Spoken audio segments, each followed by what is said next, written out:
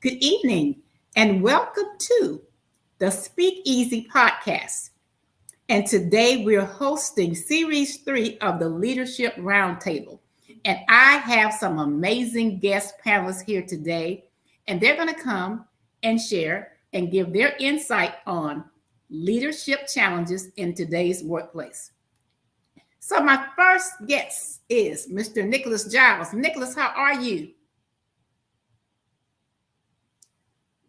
We can't hear you, Nick. Oh, Okay, how you doing, Constance? How have you been? I'm great. How are you? Oh, doing good. Just dealing with a newborn. So, but Yes. other than that, life is great. Okay, great. So, Nick, tell the audience who you are and what it is that you do.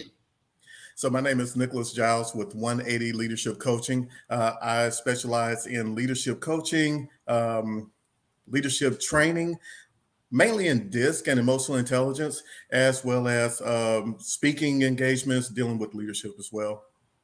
Okay, great. Well, thank you so much. And thank you for agreeing to be one of our panelists today here at the Leadership Roundtable. And so next, I'm going to bring Lisa Yvette Jones up. Lisa, how are you? I am doing quite well, Constance. Thank you so very much. And congratulations to Nick on the newborn. Yes. Thank you. Yes. I am Lisa Yvette Jones, that Chief Encouragement, Inspirational, and Empowerment Coach, Counselor, and Consultant, Best-Selling Author, International Speaker, Leadership Coach and Trainer. I am the proud Chief Caring Officer of I Care Leadership. I walk alongside those professional women in leadership to help them maximize their leadership influence, all while cultivating those authentic relationships to empower, and all while walking alongside of them in their own self-care success. I tell leaders all the time, self-care is not selfish. It is necessary. Yes. Glad to be here, Constance. Thank you so much for joining us. And so next we have Rodney Burris. And where's Rodney?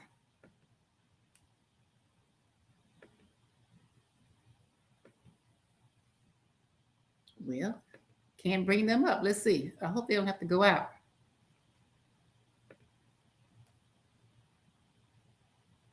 Okay, so while I'm trying to get them up, I may have to get them to go out and come back in because I can't get them to join for some reason.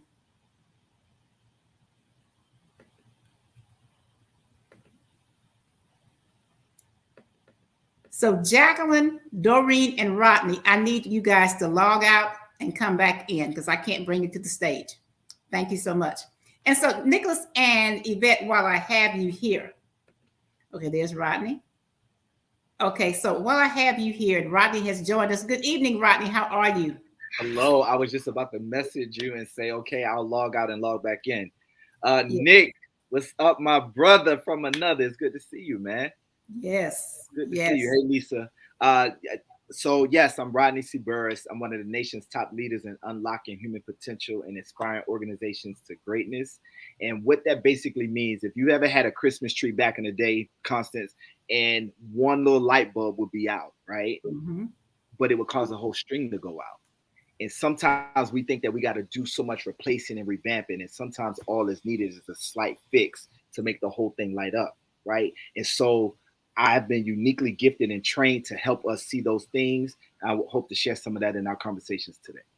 Well, thank you so much for joining us. And I'm looking forward to what you have to share with us here today at the round table. And so next we have Jacqueline Jeter. Good evening. How are you? Hi, everybody. My name is Jacqueline Jeter, and I'm excited to be here. I am a speaker, trainer, leader, and coach with the Maxwell Leadership Team. I also am a founder of Grow, Lead, and Prosper, which is an organization that comes alongside women in their mid-40s and older, and to help them to crush limited mindsets and help them to be in the space where God created them to be. I also empower small organizations and corporate organizations to kill the elephants in the room so they can become high-performing teams. Thank you so much. And so each of us as leaders, we're faced with many challenges right now in the workplace.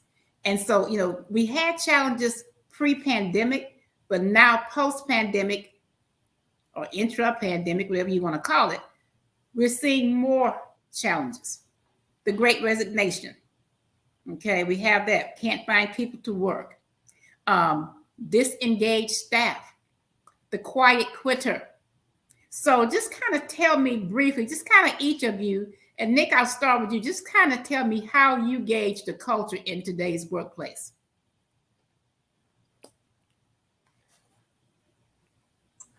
Well, it seems as though the culture today is having a problem with communication. Communication is one of the biggest issues that we see across the board because someone always either thinks that, oh, I'm coming after you, or somebody has an attitude, or people don't get me, people don't understand me. And when we have those different situations in the workplace, then it causes that rift in the relationships. So communication is probably one of the biggest things. And I know the other panelists, I know they have some amazing some amazing things as well. So I'm going to go with communication on this one. And you know, communication is something that we do every day, but yet after all of these years, we have yet to master how to communicate effectively with each other, how to interact with each other. And you know, when I think about effective communication, you know, I grew up down south, and in the evenings we sat on the front porch. The whole family was out there. The neighbors were walking by. You know, the neighborhood wino, whomever, but whatever was going on in that neighborhood, whether somebody got hurt, someone's house was broken into, someone passed away, someone was ill, someone needed help, everybody knew. Because why? That porch was the hub, and that's where all information was disseminated, and everybody knew what was going on. And so I think one of the problems that we have, especially in the workplace, is we do not have a sense of community. We've lost that. And that is what is leading to so many of our problems, especially with communication in our workplace. So Nick, thank you so much for sharing that. Yvette? Constance, thank you. I love that question. You know, one of the things that I see, and one of the things that I'm teaching leaders all over the country with my agency, is letting them know that engagement is huge, but it has to be intentional engagement, not something that you're doing just to check off the box that I've done it, and I've done employee engagement, I'm done. It is not. It is intentional. It requires you not only to meet with your team, but then to meet with each person individually and find out exactly what they need. And also it's listening and being silent. It's no wonder that both of those words have the exact same letters, listen and silence. And it's listening to learn. It's listening to learn from them for the sake of learning and understanding what they're going through. Here's another thing in this term that is out there now called compassionate listening. And if you don't mind, if I could just give you real quick definition of this. And this is by a Buddhist monk. And not that I follow a Buddhism or what have you, but I really like what he had to say about compassionate listening. And he said, first of all, compassion is the human quality of understanding the suffering and the wanting to alleviate it. And that's something that is so true. We are missing that in the workplace as we are engaging and as we are trying to listen. People want to know that we care. Okay, so the whole thing on communication, Nick started off just really powerfully with that communication. And in that communication, sometimes it's being silent to allow that other person to be heard, and then never making promises that you can't keep on some of the things that you have heard in that conversation. So trust is huge too. I have a whole list of things that I wrote down for this, but I'm going to digress there. So avoid the used car salesman mentality. Be honest, be authentic, and as I tell people all the time, as leaders, we have to change our way of approaching situations and our way of leading. You cannot lead from behind the desk. You cannot. You have to get out and interact, engage. As AT&T had out one time, reach out and touch. That's what we have to do. So thank you so much for sharing. Rodney, good evening. Absolutely. So I agree with Lisa, and I'm going to just put my picture up so I don't skip too much. But I agree with Lisa that Nick started us off really well with this idea about communication, right? And you were following up with the idea of community.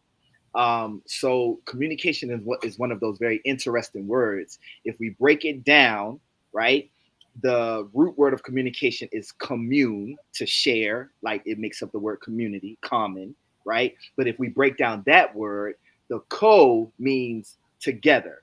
So like co-eds, they go to school together. Co-workers work together, right? The co is that togetherness. And then the U-N-E, U-N-I, that part in the middle, that's a one. Unicycle, unitard, universe. So communication happens, community happens when there's a togetherness, a oneness, a share.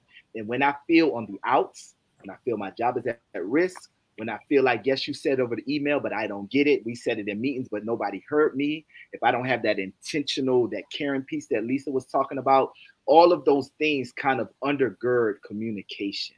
And I absolutely believe that is the thing for all relationships, though, right? My wife got 5 kids. Constance, my wife got a lot of kids. I don't know where she keep getting these babies from. I don't know. Listen, maybe that could be a different show, different day. But hey. In our home, we got 5 children. And without the ability to walk away from an interaction, a text message, whatever it is, with a shared sense of understanding, whether or not we agree, whether or not we like it, right? But if we don't even understand what the other one is saying, communication hasn't happened.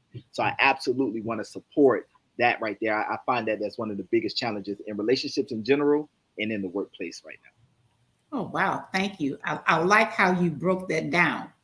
You know, I like that with the you and I and the commune and the co working together.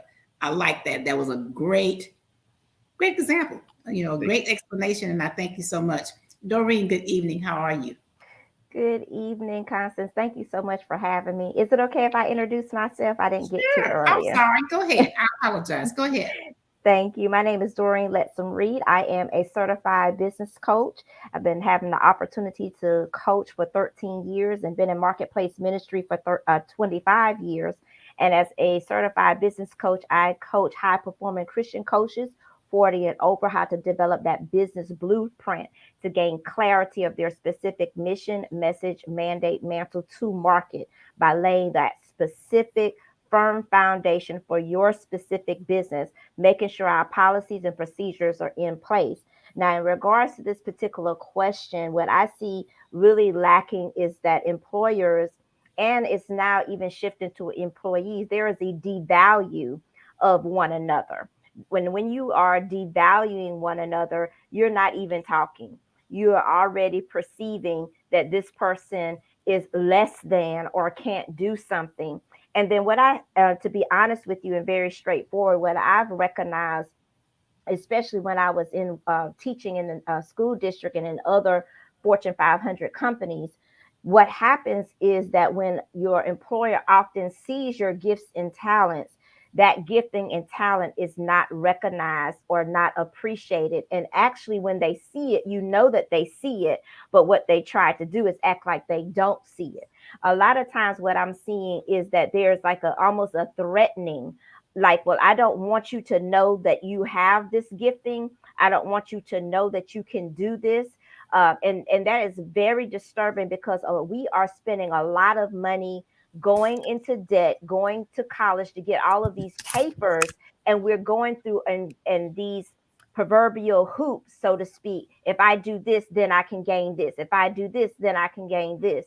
And then what happens is when we graduate with all of these degrees and get all of this experience, we're still not good enough. And what I'm seeing is with the Great Recession, people have had enough. I had enough and I left. I got tired of going through those proverbial hoops. It was very frustrating. It was very degrading. And then I was dealing with it from an African-American, a woman's perspective, with other African-American women that were threatened for whatever reason. I don't know what the problem is.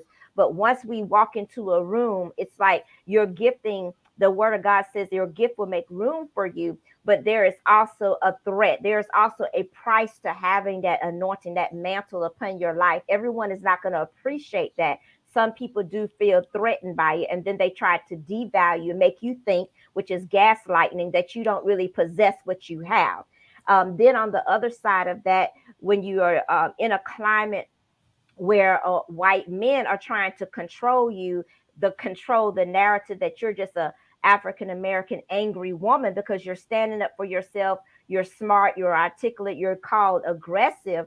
All of these examples go back to devalue. So we can't even have communication. We can't begin to share, connect, grow, and build as leaders in the corporate America setting if we're not even valuing each other. And that has just been my personal experience. And that's why I left and started my own business. I got tired of all the hoopla. I got tired of going through all those hoops and feeling like I was not valued.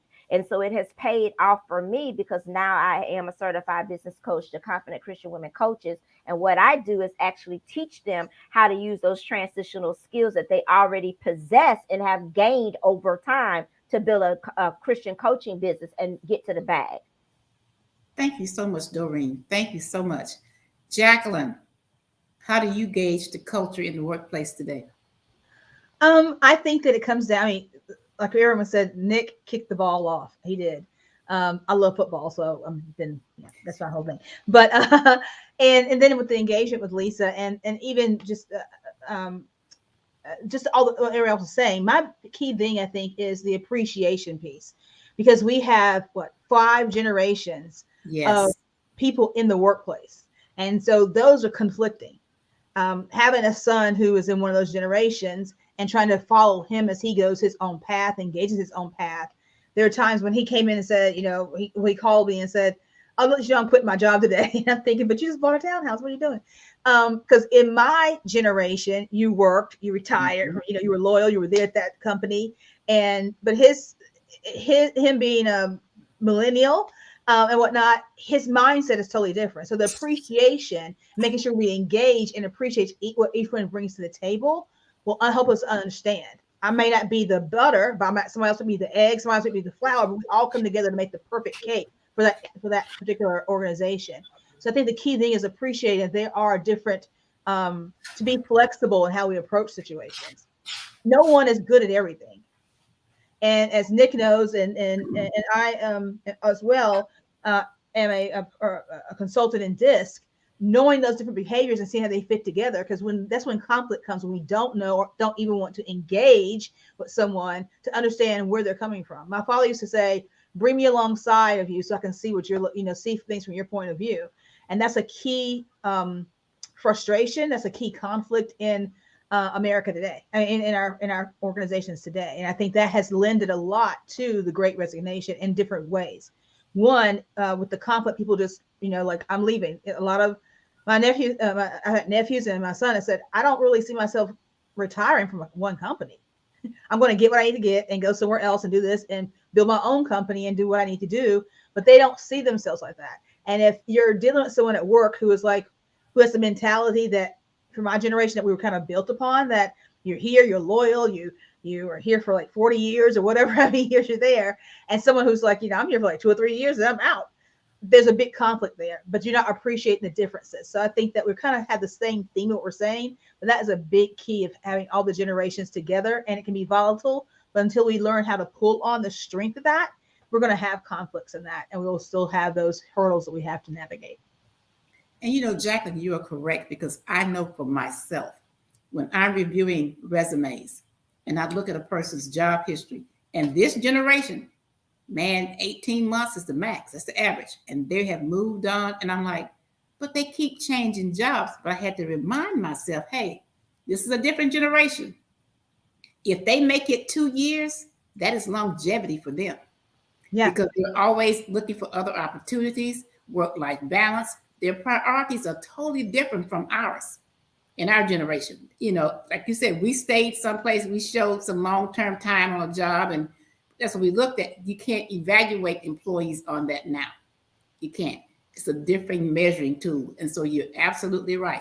So the takeaways we have right now thus far, and as I can say, these probably are some of our biggest challenges. There are many, but communication, the lack of communication, the lack of unity, the lack of appreciation and respect, the evaluation. These are some major things. And so as leaders here today at this roundtable, where should we start? Where should we start to try to get this thing together and to engage employees? Because I see a lot of employees in the workplace are not engaged whatsoever. They're just punching the clock and marking time, and that's it. And so where do we start as leaders with effectively engaging those that we lead? And so I'm going to start with you, Lisa. One of the things that I really see in doing that is starting and realizing the importance of doing it. It's no magic pill to it. It's doing it.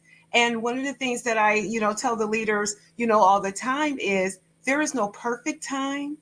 You have to engage first, let them know that the conversations are going to happen and that they're totally for them, so what, and it's for you as well. But the whole thing is to get to the pulse of who they are. And here's another thing that I've been showing leaders as well, is that pre-COVID employee that you had is not the current employee today.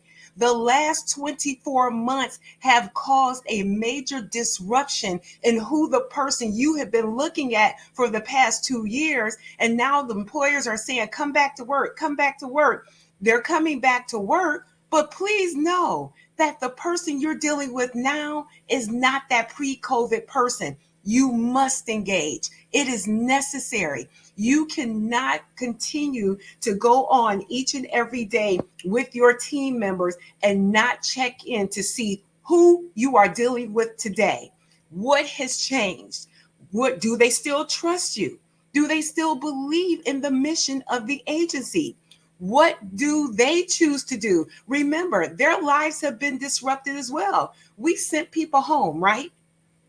We sent people home and they produced. And now we're telling them to come back to work because we can no longer have them at home. But their whole life changed. The children were at home. They rearranged babysitting. They rearranged spouses and how schedule and how they did things, cooking schedule. All of that changed. And then here we are now saying, come back to work.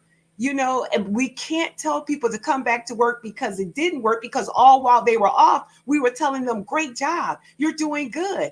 Working at home in this COVID environment has really worked. So now employees are distrusting of their leadership when they are now telling them, but you must come back. They say, why? It worked for 2 years. So the main thing here is realizing that the pre-COVID employee that you had is not the employee that you have today, and you have to engage in order to find out.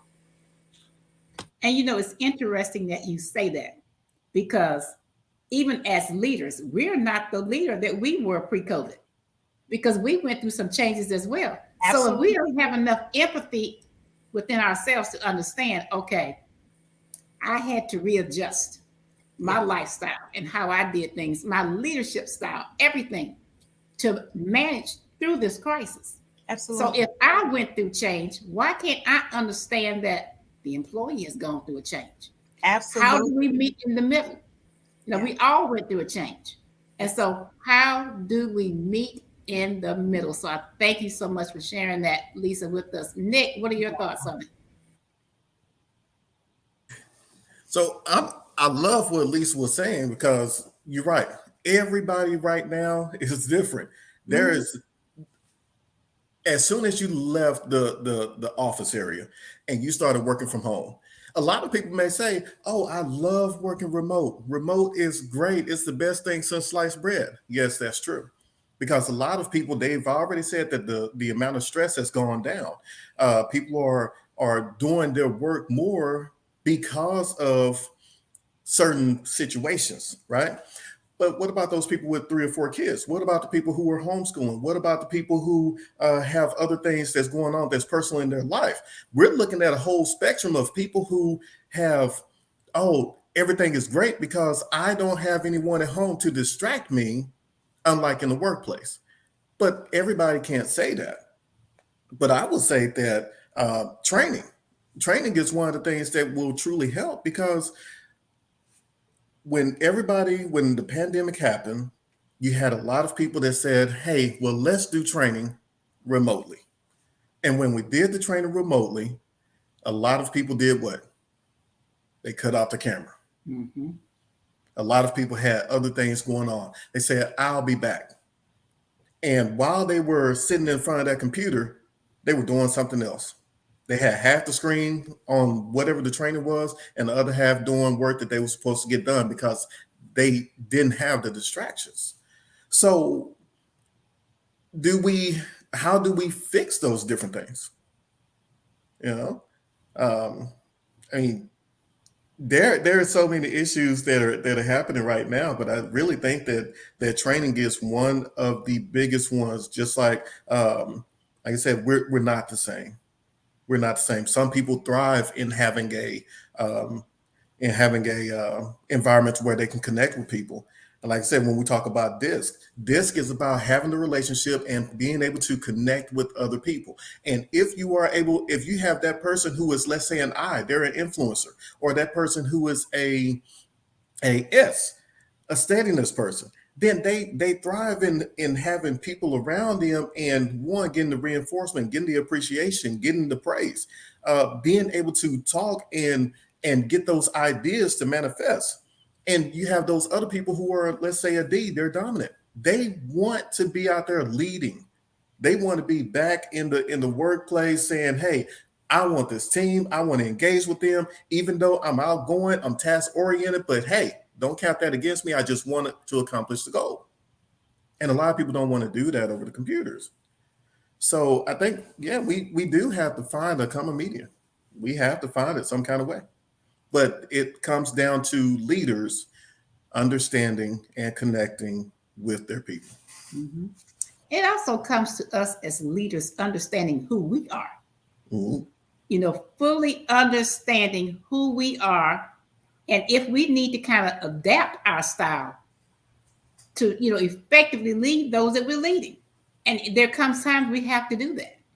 You know, I can never forget one day I had a group of young millennial nurses I'm leading, and they just couldn't seem to get it together. And I'm like, I'll come home frustrated every day.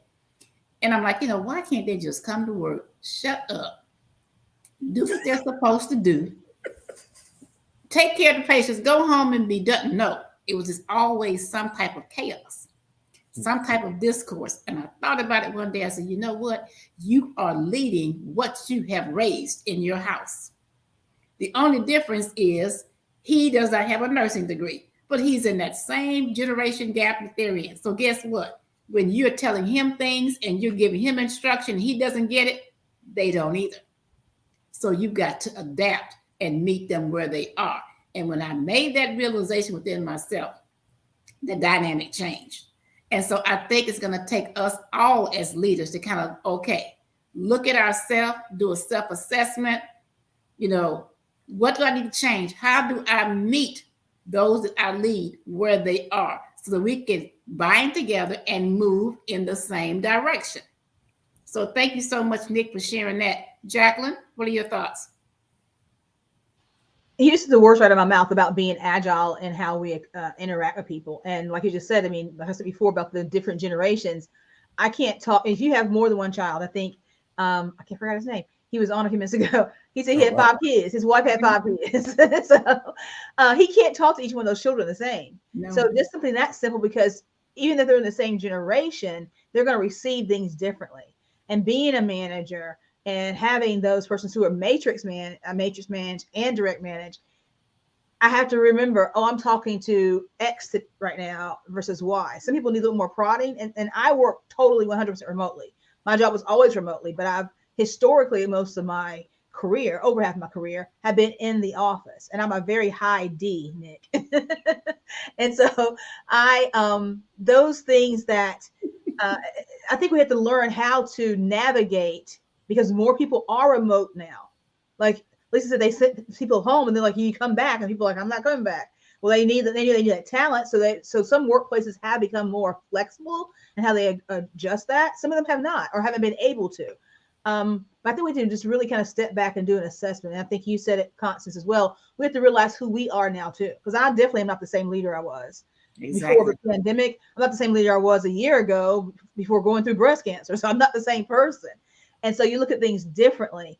And as you said, if you look at things differently, then appreciate those things that people look at differently.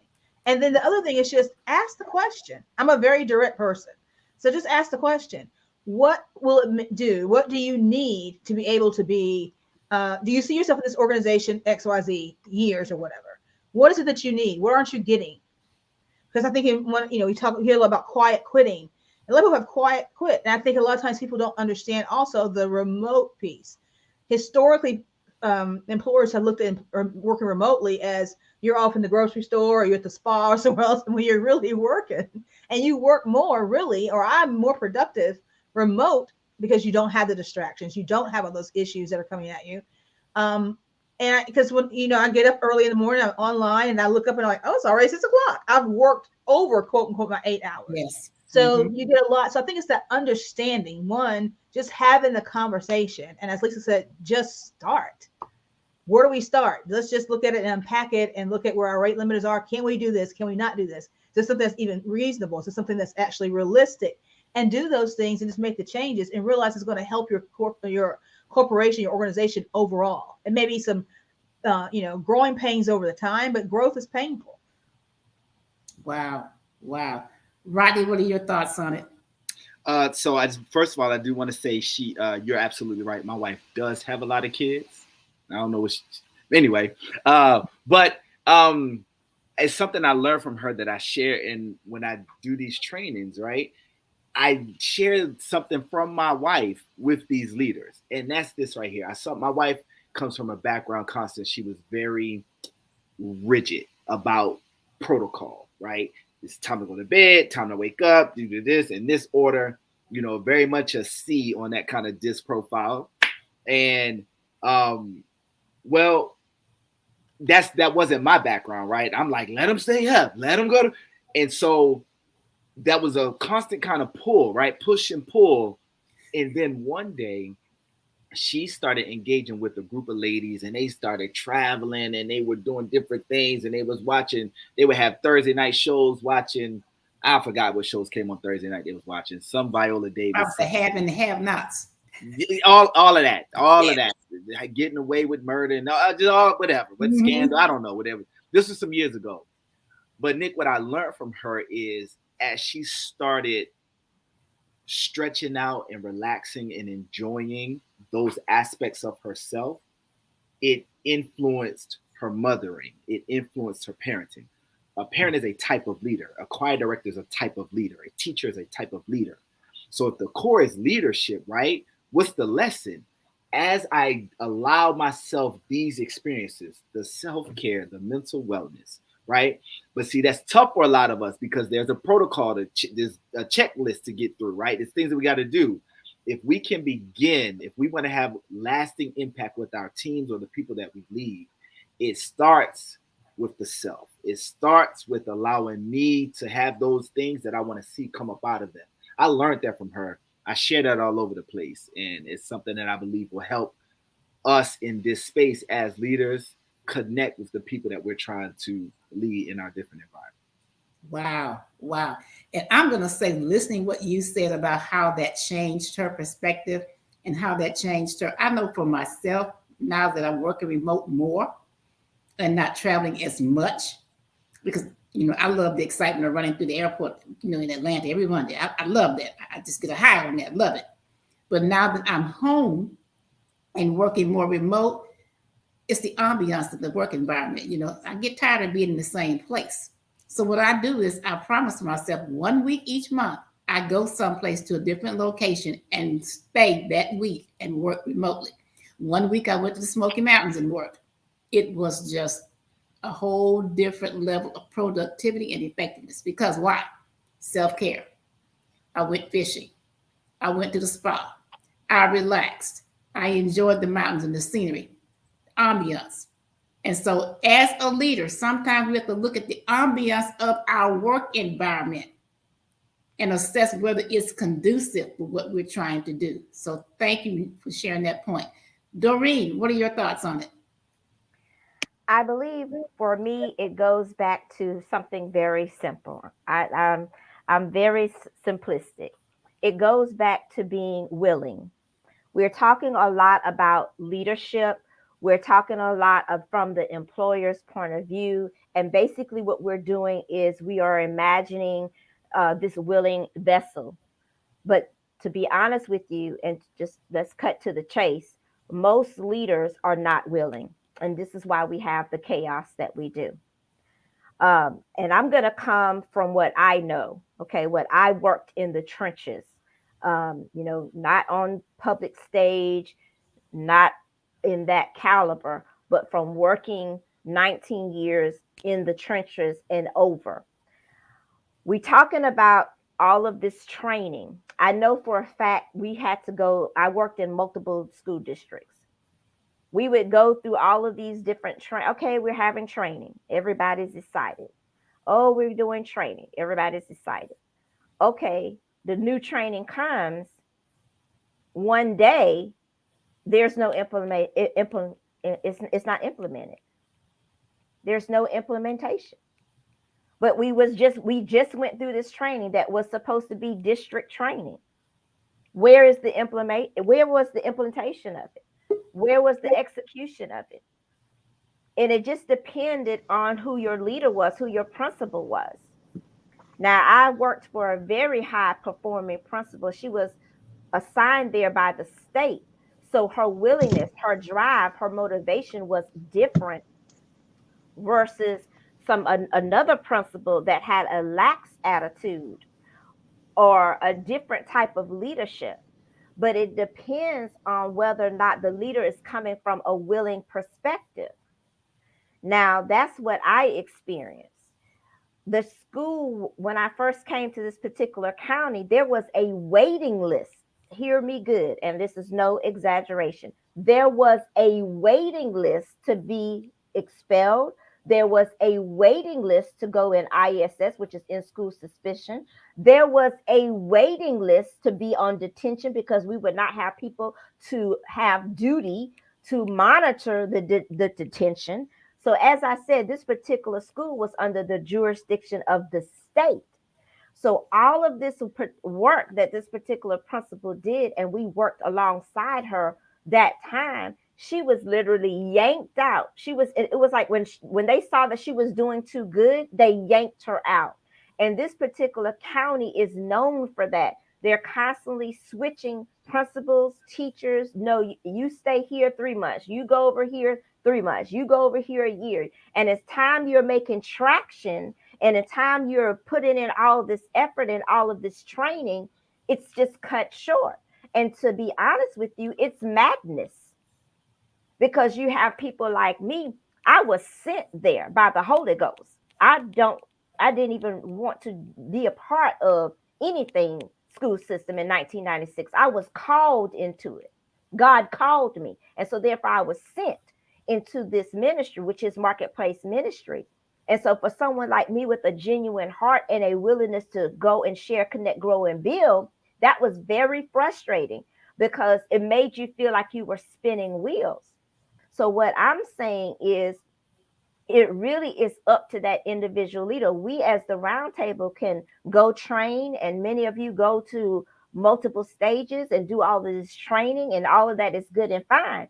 But when the rubber meets the road, you need to find out in your assessment before you do anything, is this individual going to be willing? What is the heart of this person? And to be straight with you, coming from a born again perspective, because I am a kingdompreneur, we need to unlock what's inside us and depend and rely on the Holy Spirit going out into the marketplace to allow God to reveal the true heart behind someone, because everybody is not sent by God. I know it's tight, but it's right. And I come to tell the truth.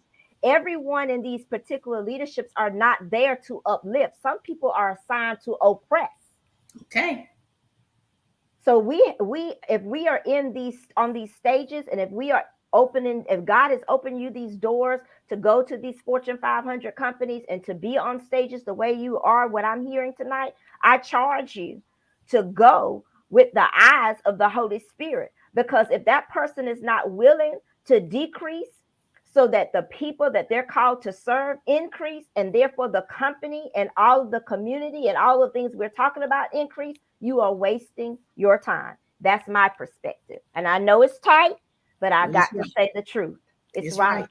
I It's know right. what I'm talking about. I lived it. I'm not on stage to do this. This is not what I'm called to do. I'm a certified business coach to Confident Christian Women Coaches.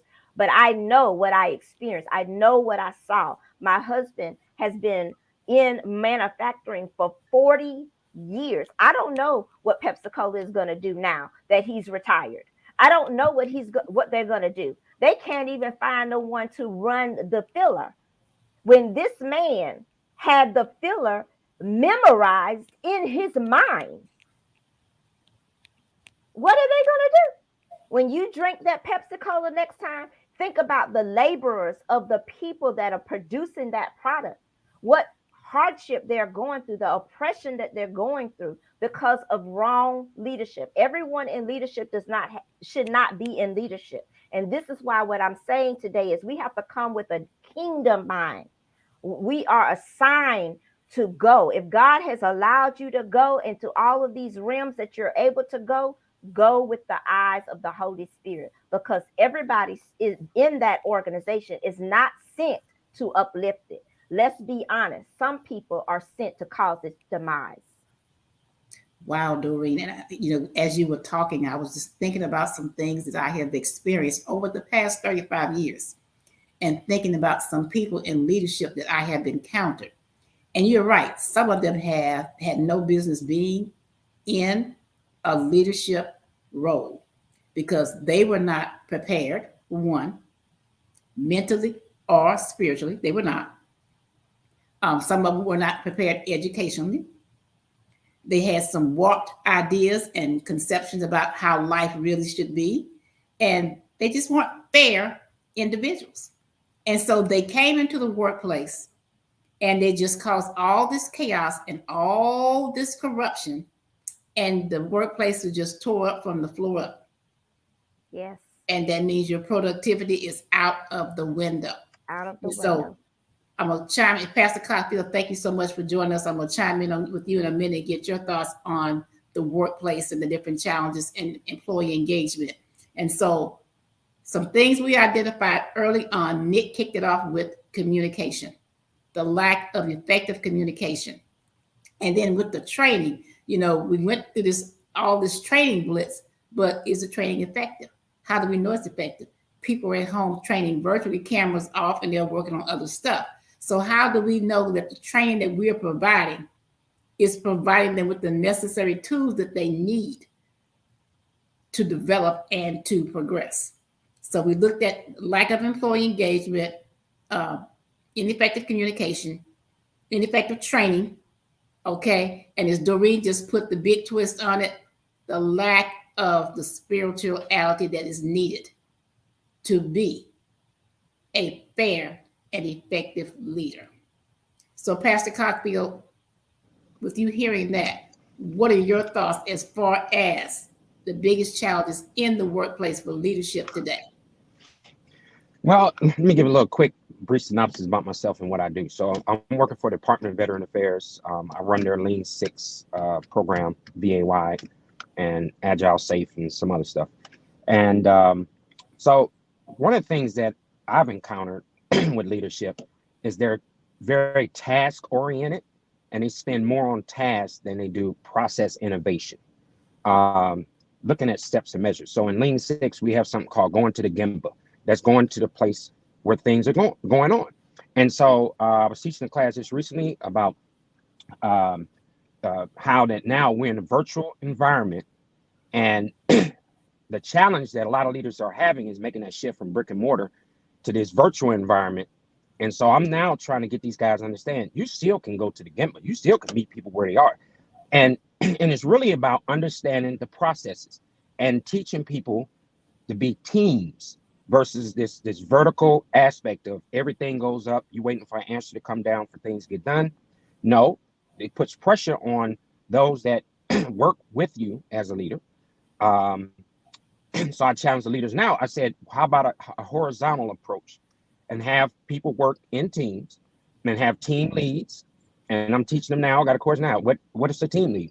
I told them you're not in charge, but really what happens is when we need this intellectual property to show up, to problem solve, or we need your expertise on something, that leadership shifts, and it forces everybody that's working together to really step up, and it allows a leader to know who he or she is what they're doing, what they're capable of doing.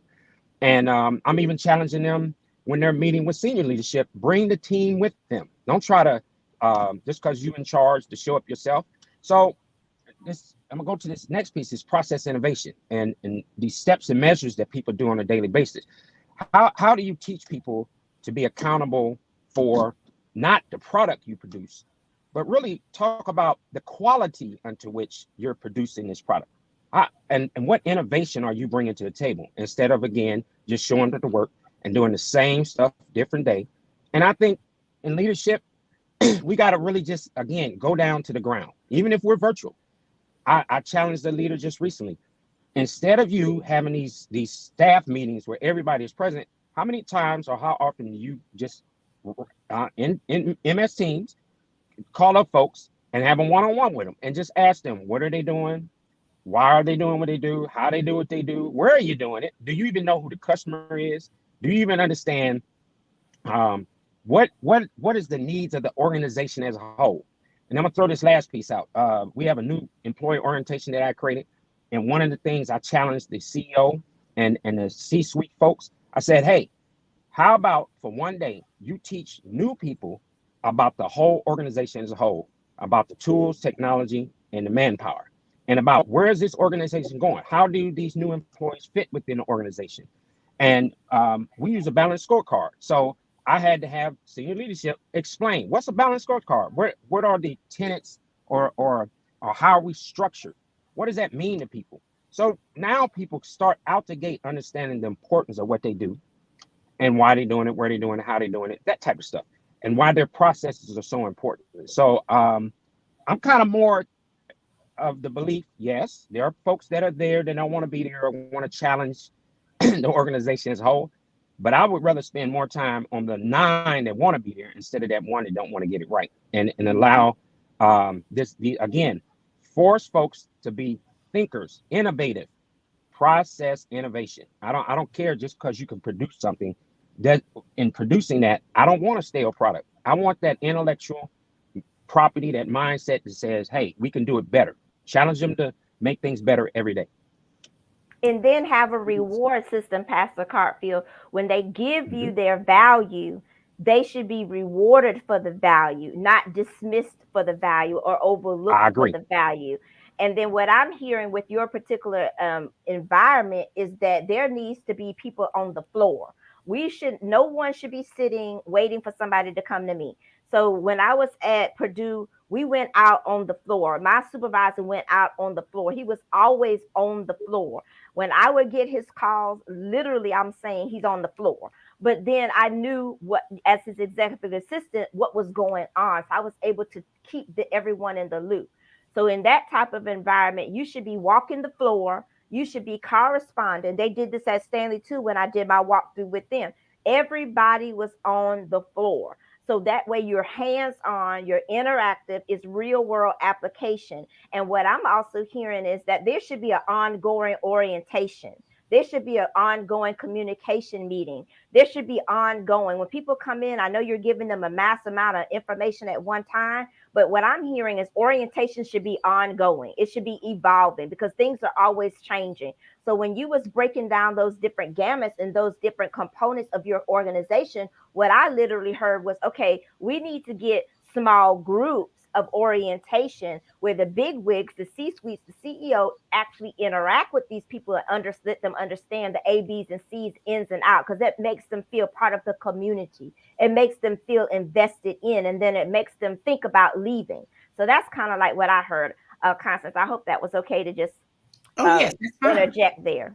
That's fine. And I want to get back to your earlier response about, is the person willing?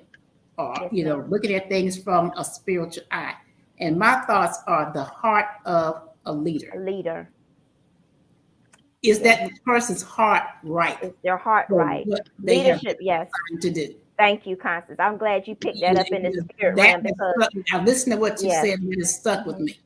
Yes, the heart of a leader. Heart. Is their heart in the right place? And we can't teach people to care. That's something that's instilled within you. Either you are of a caring nature or you're not. That's Either you it. have integrity or you don't. We can't, we can do things with our children to raise them to have those things and instill those qualities in them. But when somebody, as my grandmother said, you can't raise somebody already grown, you can't do it. No. You can't do it. And so I want to get some final thoughts and get ready to close this out. And so, Lisa, do you have any final thoughts for our roundtable today? The discussion has been great. We've come up with a lot of ideas. And of course, we can't fix everything today. We may think we can, but we cannot. I know, right? We definitely can't. But one of the things that we definitely have to, again, stay mindful of is who we're dealing with today. And I totally, teach, leaders too about transforming and humanizing that employment experience, head, hands, and heart. At the end of the day, people do not care how much you know until they do know how much you care. But the only way you're going to show that is if you spend that one-on-one time with them in doing that. One of the things that Maya Angelou said, and I wrote this down as a quote, she said, each of us has the power and the responsibility to become a rainbow in the clouds. Dr. Maya Angelou. There is so much that is going on right now. And I do a lot of research and with statistics and what have you. And I'm just seeing, what are some of the biggest stressors right now in the job. And right now, the biggest stressors, okay, we talk about a lot of DE&I, diversity, equity, and inclusion. But it's so deep, much deeper than that. It goes beyond, sexuality, personality, and all of that. But it's difference of opinion in thought. If somebody comes to me and can they safely descend with me and not agree with me and I'd be okay with that? Am I creating psychological safety for my team members? Do they feel safe enough to really say what's on their minds, even if they don't agree with me in the direction that I'm going? Absolutely, I can say that for me. Absolutely, I can say that for a few people, but psychological safety is missing a lot in the workplace. But here's some of the things that the American Psychological Association has said that is a stressor for the people ages 18 through 57. The number one stressor for people is money right now. The number one stressor, they broke this study down by money, economy, and housing. And money was the number one for people 18 through 57. So that was the number one stressor. Number two was economy and then housing. But then it gets even deeper. We have to be mindful of our, BIPOC, Black, Indigenous people of color, also, other ethnicities where Latino Americans have a different stressor as it relates to these issues. Black adults have it, white adults have it, Asian adults have it. If we are not educated in the things that are really stressing people based on, empirical research and study, but most importantly, based on having that one-on-one conversation with the person, I'm not going to generalize an issue that is going on with Nick if Nick is sitting here telling me that this is what's going on with him. Because the one thing I'm going to ask Nick then, how then do you need me to support you as your leader? How then do I show up for you?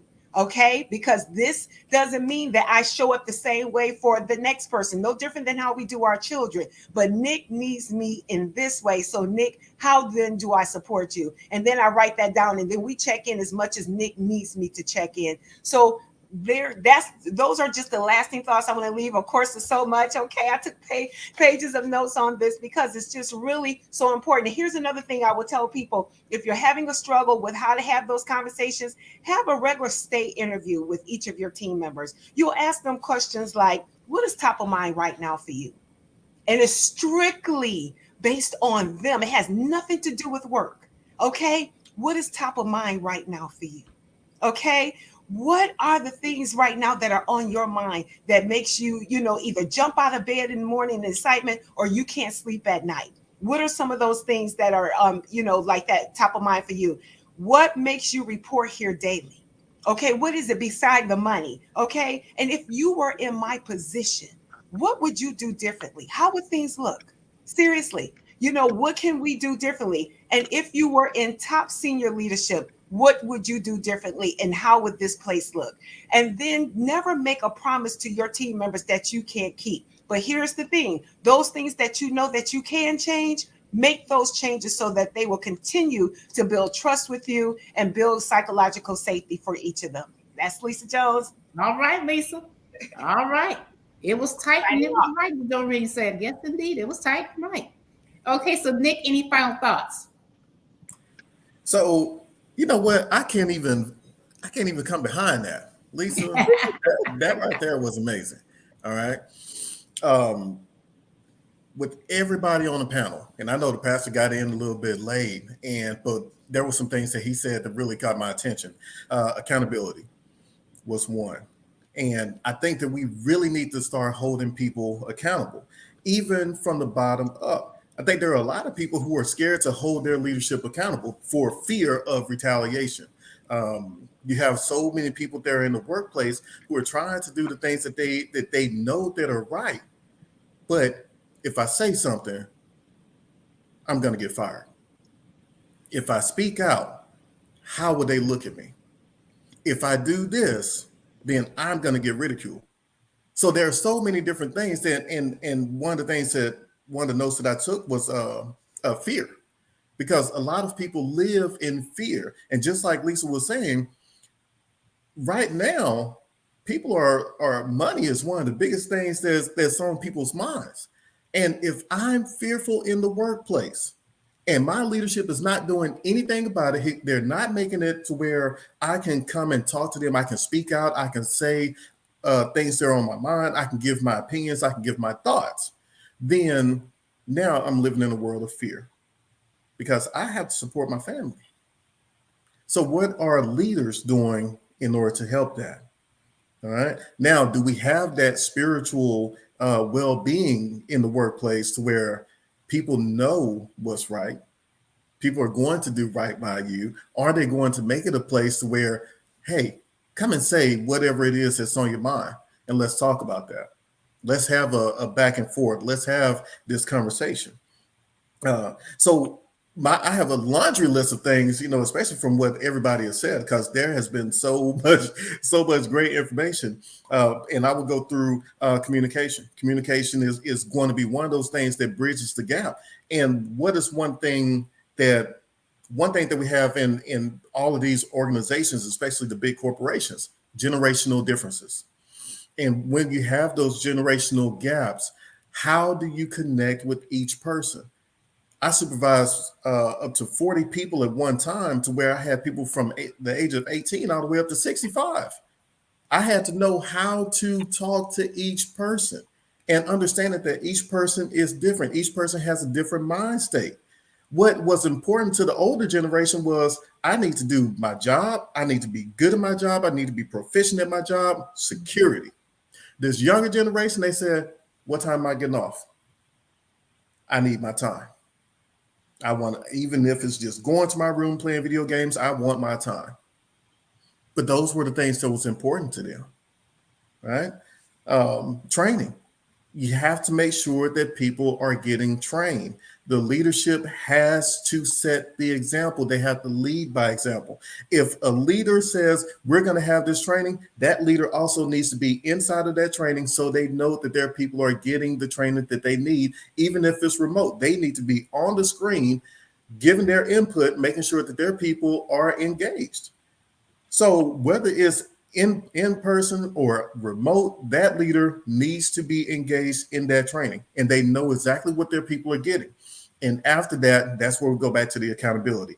Am I asking the right questions? Am I checking up on them? Am I having the one-to-ones? Am I calling this person? Am I sending an email to make sure that that training was effective? Am I having a business coach come in and say, hey, can you do an assessment on my organization to ensure that my people are living up to the expectations that I have of them? And also praise.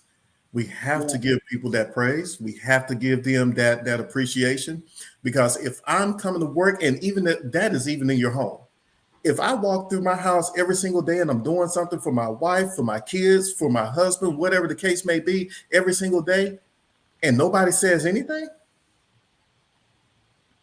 I'm quiet quitting in my relationship. It's true. I'm just going through the motions, and I'm doing just what I need to do in order to survive. Wow. Because that's all I have. Wow. Mm. Wow.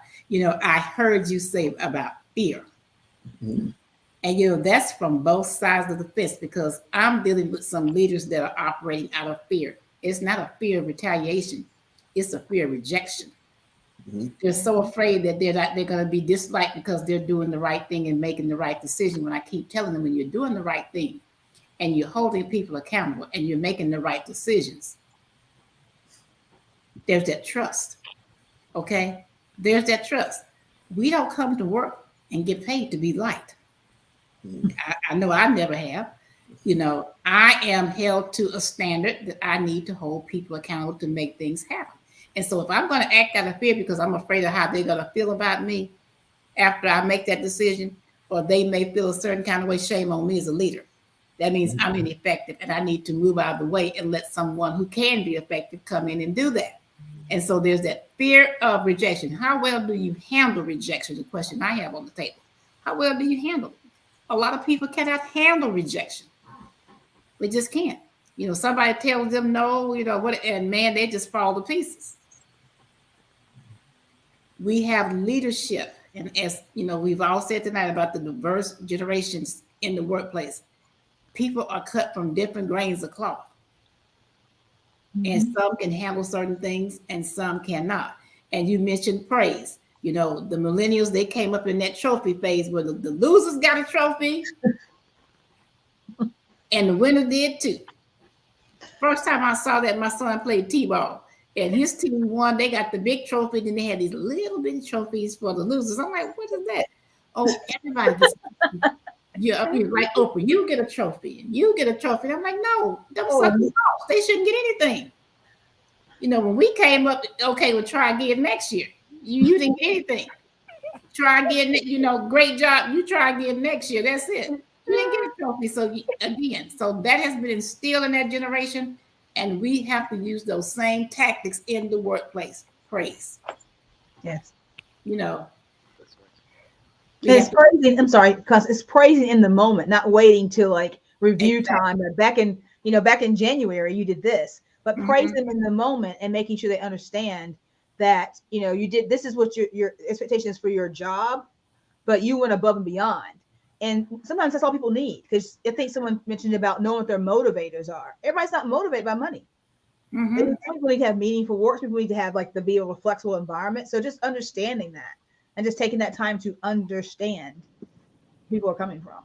Yeah, you said praise in the moment. I had to chuckle because, if you don't praise that person right then and you wait 2 weeks later, they maybe you forgot what you're talking about. And I remember when we were children and we would do things that we didn't have any business doing, and my grandfather wouldn't say one word. He just as quiet. He'd wait 3 weeks later and catch us standing around the fireplace. Now, you remember the other day when I told you to do so-and-so, so-and-so, and he just started wailing us. And I'm like, what did I do? We forgot. Oh my gosh. Meanwhile, he done thought about it, held on to it for 2 weeks. And we forgotten about it, thought we gotten away with it. Oh no. They may not remember your name later, but they definitely remember that. Yeah. So we have to praise in the moment. We have to praise in the moment. Doreen, any final words? Yes, I just want to charge you that are here on the panel that are called to this area to walk in leadership and to go on the stages and to go into these corporations training. Just go with the eye of the Spirit, because we can't lean to our own understanding. The Holy Spirit is here to help us with discernment, to be able to discern the true heart of the person that you're training. And let's go back to what Pastor Cockfield said. We want to understand that if we have 9 that's willing, let's focus on the 9. Jesus Christ was the ultimate businessman. He said, are you willing? He even asked that question. That was an assessment. Okay. That was an assessment. He's the ultimate businessman. He's the ultimate leader. And we can learn so much from him. That's John C. Maxwell all day long. You all are certified John C. Maxwell consultants and speakers and coaches. I don't have to tell you what he's taught you, but that's him all day long. So what we have to understand is we didn't just go into the worldwide marketplace. We've been sent, and there is a difference.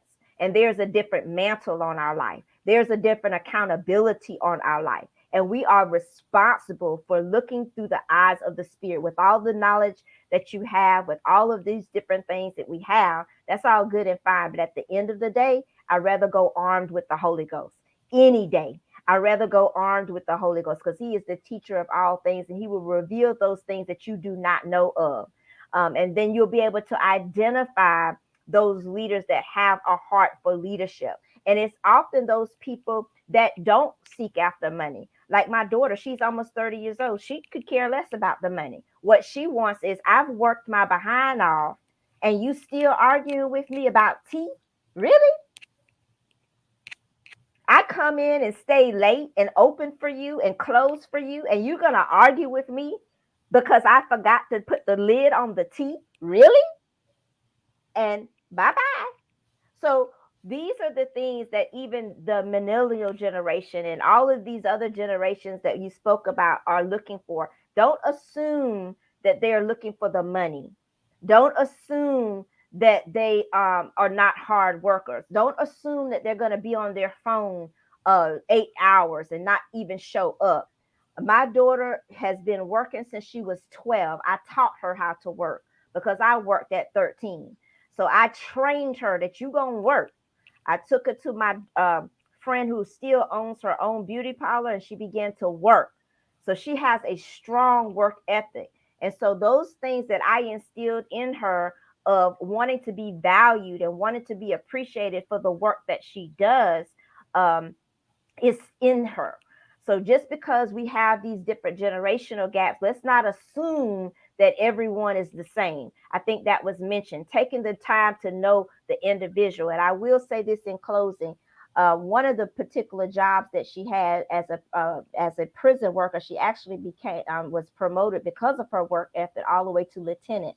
My daughter is maybe 130 pounds, and she's short like me.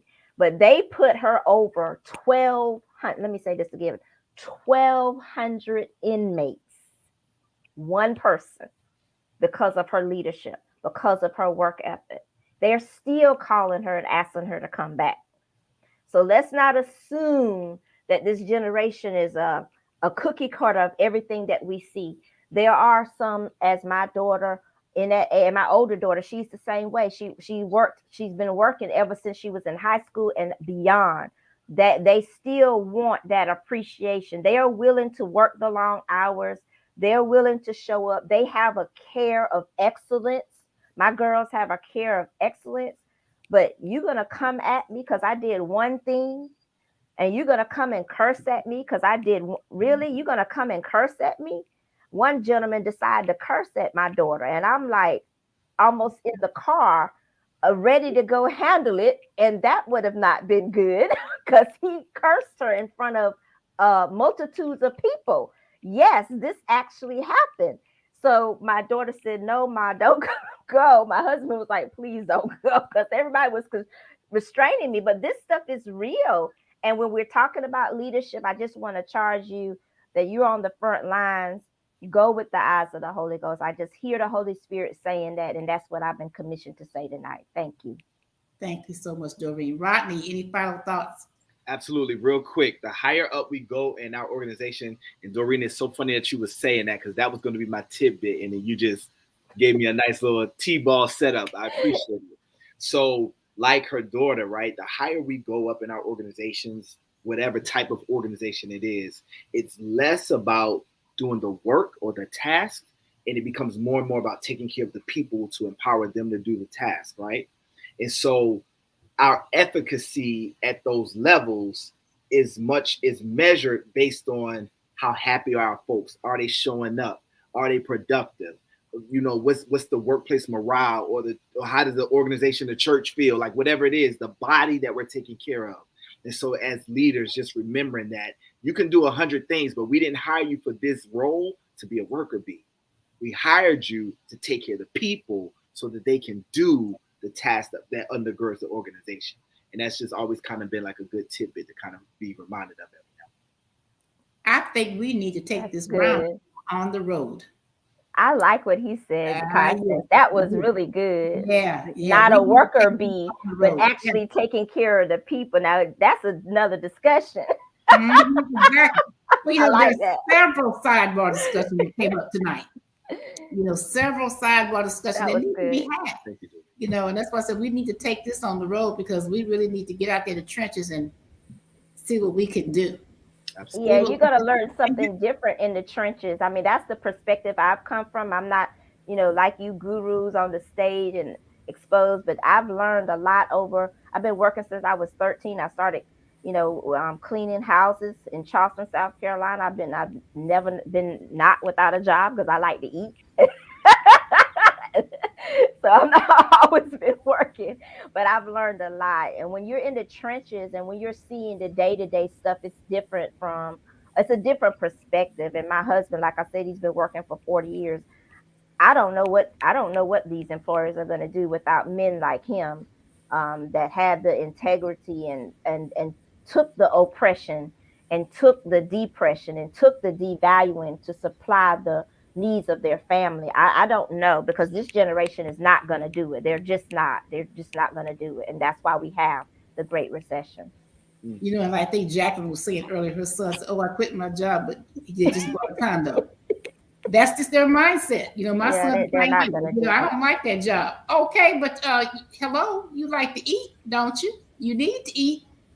And the thing about him is he quit it in the sense of because my father used to always say, if you had something, he'd say, what's your plan?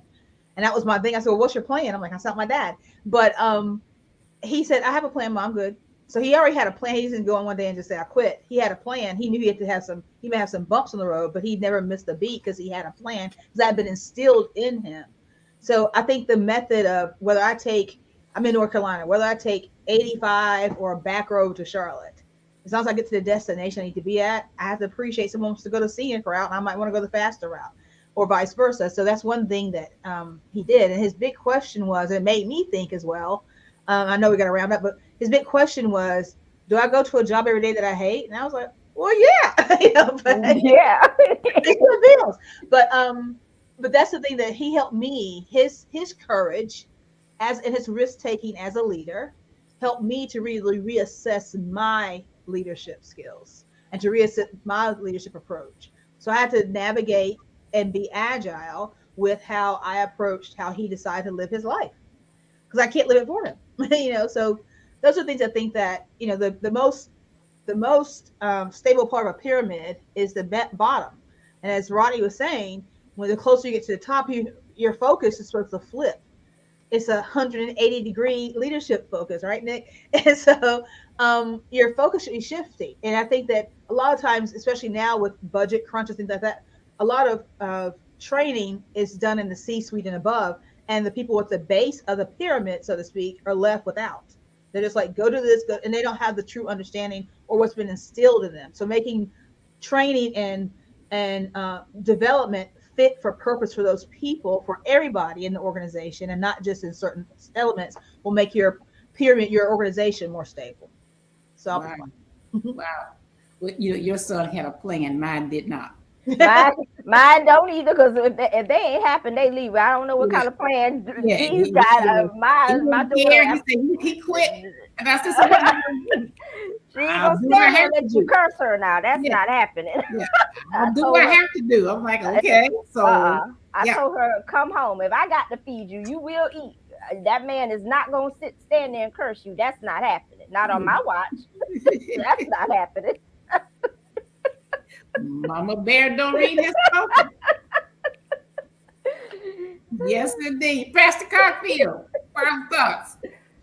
Well, one of the things that I'm really pushing, and I talked to you about this earlier, let's talk education. And when we train folks, we have this idea that if they're an adult, you got to have this andragogical or this adult-like approach to training. and it's pedagogical and andragogical. It's childlike and adult-like, and you have to have a mix of that, and that's one. So I push that a lot, you know, and that takes taking time with folks as you're training them to get to know and understand how they learn. And so currently what I'm doing right now to be, hey, I'm not pushing courses 5 days straight. That's crazy. So what I did, I went to the senior leadership and said, hey, that's nuts. They're not getting anything out of this. I'd rather break it up in half days or do, you know, the 5 days, spread the 5 days out in a month, teach what I'm gonna teach, come back, and let's have a discussion about what did you learn? Like, what's the practical application to this stuff? And I myself get critiqued on how I can do this better next time to get this learning material out so they lead with something. So that's number one. There's something called an EFQM excellence model, and I'm throwing this out here because I'm challenging leadership with this. So it's a framework that develops sustainability of excellence, and what that simply means is that now I'm trying to get these guys to understand, leaders, when in our Lean Six world, some call it the DMAIC cycle. We define the problem, we measure where you are, and then there's going to be a gap, or if there isn't a gap, great. But we're going to analyze where we are, and we're going to improve the processes, and we're going to control. Everything we do that becomes better, we have to sustain it. But the reason why I'm throwing this out of this EFQM model is this: I'm challenging leaders. Why aren't we doing this in every process cycle that we have? Everything we do, there's a cyclic moment of producing products. We need to go back, and we need to coach, mentor, and train with this attitude that says, hey, I want you to be able to tell me or define what were you supposed to be doing. Or even during that process, that the things I've asked them to do, I got to go back and ask them, can you define to me what is the original Magna Carta, or what are we supposed to be doing in the first place? Leadership doesn't do that enough. They wait until you tell them to do something, and then they're off to the races, and then there's no communication, and then they're left to themselves to do what they want to do, and then you want to say something after they jack it up. No, again, you should be part of that team and that process going along the whole time. That builds confidence, trust, and it also allows these individuals to feel like they're learning something, and it builds the relationship between the leader and the individual that's working side by side with them. And one last thing, language is a killer. I'm trying to get leaders to stop going around and acting like that you're above and beyond everybody else. And the way you talk to folks, it speaks volumes. So I'm now getting leaders to understand, flatten that those folks that work with you, and build teams. And then guess what? You become a part of the team. I told Constance, I got some guys work for me. They tried to come after me left and right because they felt like you're the boss. And then I deflated their balloon right out the gate because I had to explain to them, I'm not the smartest guy in the room. It's all about customer service, customer satisfaction. We got to know really who's investing in this. Who are the folks we're supposed to be responsible to? And at the end of the day, they don't care. They just want it done. They want it done right. And they want a repeatability and consistency. They want those customers to come back. So I teach the guys that I work with. I always tell them, I'm not the smartest guy in the room. Matter of fact, I learn from them every day. And we've learned to become partners in getting things done. So now the organization is happy. I don't have to answer every question to the organization or the senior leadership. No, we answer it as a team. And that's, we get more respect that way with each other and with the leadership. So I just want to throw that out there. That excellency you can get it, but it's ongoing, daily. You got to have that connection with the folks that you're working with and your customers and stakeholders and everybody else. Thank you so much. I want to thank each of you for your insight, your input, and like I said, this is a discussion that needs to continue. So I charge each of you, if I reach out to you again, let's assemble and continue this discussion later on at another time here at the Speak Easy Podcast. So I thank all of my panelists, Nicholas Jiles, Yvette Lisa Jones, Doreen Reed, Rodney C. Burris with the 5 unknown children. He doesn't know where they came from. Pastor Cockfield, and B. Jacqueline Jeter. I thank each of you for joining me here at the round table today. And to our listening audience, may God bless you today, tomorrow, and always. And have a good evening. Take care. Oh my God. Good night, everybody. Good night. Good night.